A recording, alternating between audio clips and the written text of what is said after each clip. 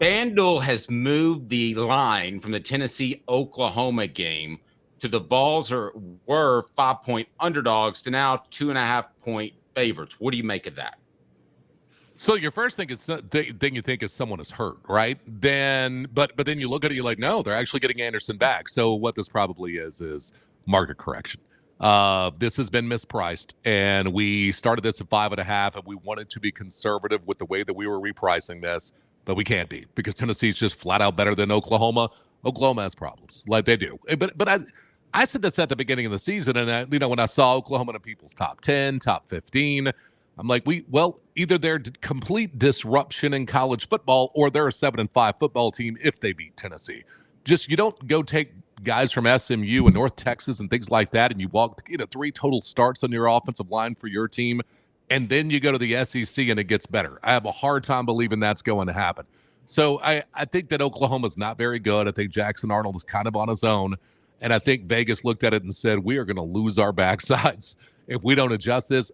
I think it's going to adjust even further, and I think we could end up being 5.5, 6 by the time we get to kickoff. I do too. Now, you're more of a gambling guy, Caleb, so what do you think? I think this is twofold. It goes back to what Will was saying about NC State, that maybe people are overrating NC State on this. And also, there was a market correction of – I said from the start, and I'm going to be honest, Will, I said in the offseason I thought Oklahoma was overrated and people overrated what they were able to do in the Big 12. And I want to know your thoughts on that. Do you think that there was just too much of a basis of, they went 10-3 their second year and now they're a top 25 program, even though they weren't that good last year? I think we lost Will. So go ahead and we'll get Will right back. You were talking about why again? Yeah, I was talking about we got Will back. All right. Well, I don't think you heard any of that question. So here we go. Let's can you ask that question again, Caleb? Yeah, okay. So Will, I guess what I would say is does it seem like Vegas just overreacted to Oklahoma having a 10-win season and then them being Oklahoma? Because if you really watched them last year, I didn't think they were that good last year. They got one lucky win against Texas. Yeah, no, and they also, I don't think they took into consideration that they had a complete offensive system change. Also, these words from last season were going to be more balanced. I heard that at SEC Media Days over and over and over again, and all of those guys lost their jobs, except Sam Pittman had to change his offense. Nick Saban ends up hiring Tommy Weston, has to retire. Like they everybody that tried to, or Tommy Rees, everybody that tried to go more conservative lost. And so now you have Brent Venables, defensive coach, that we're going to be more balanced. That's not going to go well. So I don't know what people were reacting to. I remember getting into it a little bit with, not getting into it, but, arguing with Pennington on the Sports Source set, because I think ESPN had Oklahoma at 8 and Tennessee at 9. And I said, well, they're not going to be 7-5 unless they beat Tennessee. So I don't know why people are thinking this. Look at their roster. A lot of 4 and 5 stars, not a lot of guys who had done anything. I know Jackson Arnold was highly rated, but I think overreacting to 10 wins last season. I think I also think people looking at recruiting rankings, Vegas being off on that was what was weird to me. But Vegas did have them at 7.5 for their win total, right? Is what I want to say at the beginning of the season. So Vegas was right on that aspect of it in my mind.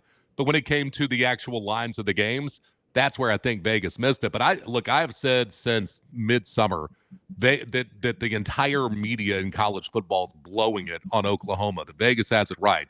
That's a 7, maybe if they get an upset somewhere, 8-win football team. But at most, they just don't have the horses that have done anything. I mean, who's on that roster right now that you've watched do anything in their entire career? No one yet. Hey, I want to open this up, Will, first. But we talk about Brent Venables, and you're always going to keep half an eye on Oklahoma because something could change with the administration. Josh Heupel played there, blah, blah, blah. And I don't want to go there. But I want to talk big picture. Are we past the point that a defensive coach can take over a program and have elite success? Because it used to be Saban Smart. That's the type of guy you wanted, right? Now, do you have to have an innovative offensive mind at head coach to be successful in college football? I think that you can have a defensive coach that understands the defense isn't what's going to win this. Defense no longer wins championships. Having a defense, I think you need to win a championship. But the days of we're at the 46-yard line, it's 4th and 1.5, let's punt, and I'm going to count on my defense to get that stop is stupid. It's just it's not even like a bad decision. It's dumb. and at this point you aren't paying attention. Winning with ball control is the thing I think that's dumb. We're going to be balanced. We're going to win with defense. We're going to use ball control. We're going to ground and pound. That was one of the things when Jeremy Pruitt got hired here. I was like, what in the world are you thinking? You can do that if you have straight up better players than everybody else. If I've got the mid-90s Cowboys offensive line, I can put it in the eye and shove it down your throat, and there ain't a single thing you're going to do about it. Georgia's going to win a lot of games doing that. But I don't think that in this day and age, unless you are Georgia, even at the top right now, Ohio State has players, right? So if Georgia tries to go ultra-conservative, Ohio State can absolutely beat them. Texas has players. They can absolutely beat them. There's nobody that has enough of a talent disparity to be able to just play conservative football and win anymore. I think it can be a high floor play. Kentucky, I think Mike Elko, what he did at Duke. But you're going to have to win offensively. That's just the way that the world works. Saban tried, and then he punted on that and said, nope, we're going to throw the ball 40 times a game. And he's from the Parcells, Belichick, Gap 50 tree, and he did what he did. Kirby Smart realized, hey, I can't be ultra-conservative, goes and gets Todd Monken, right? And so I think that when I see coaches say that, my first thought is, you're about to lose your job because it doesn't seem to work out. Beamer ball doesn't work anymore. It just doesn't work anymore because offenses are too dynamic and points are king.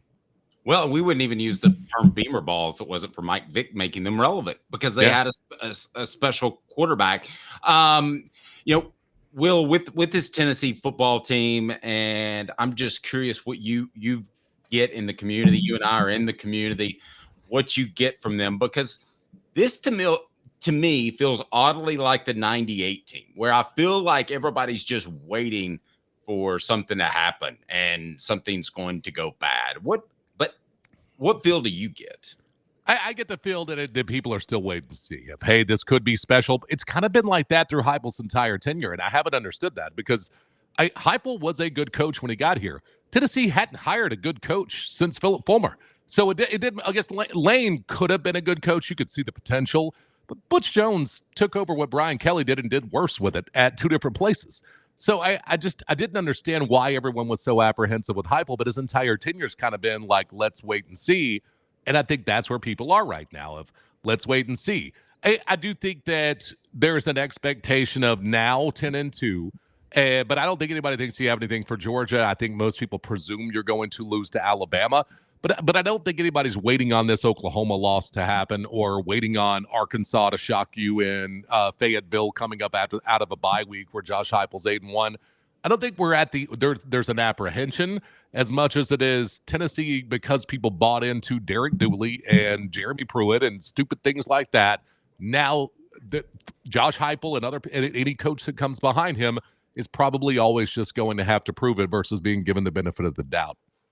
I want to go comments from Reese Davis, but first, Will, I'm going to let you out of here with this, and that is going back to the defensive-minded coach.